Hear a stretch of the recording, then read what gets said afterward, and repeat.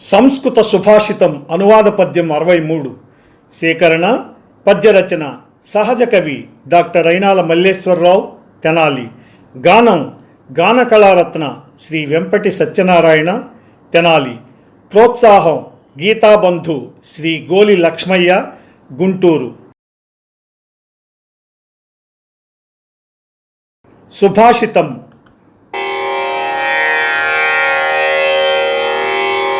పంకోద్భవం నచ విమద్దసహం సద్భవా శైవాలజాల సహవాస విడంబితం చ ఇందీవరం దినకరేణ మహాశయేన సంభావితం భవతి భాజనమిందిరాయ సంభావితం భవతి భాజనమిందిరాయ. భావం: తామర పువ్వు బురదలో పుడుతుంది.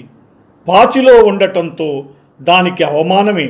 అయితే సూర్యుడి వల్ల వికసించి చూడటానికి అందంగా ఉండి లక్ష్మీదేవికి ఆశ్రయం కూడా అవుతుంది. అలాగే మహావ్యక్తుల ఆశ్రయం పొందిన వారు ఎటువంటి హీనస్థితిలో ఉన్నా గౌరవం పొందటానికి అర్హులే.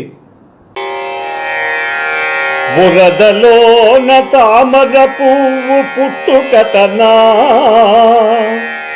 పాచితో నది అవమాన పడుచునుండు భాస్కరుని వల్ల తన కాంతి ప్రజ్వరిల్లి అందముగ నుండి శ్రీలక్ష్మికి ఆశ్రయమగు అందముగ నుండి శ్రీలక్ష్మికి ఆశ్రయమగు.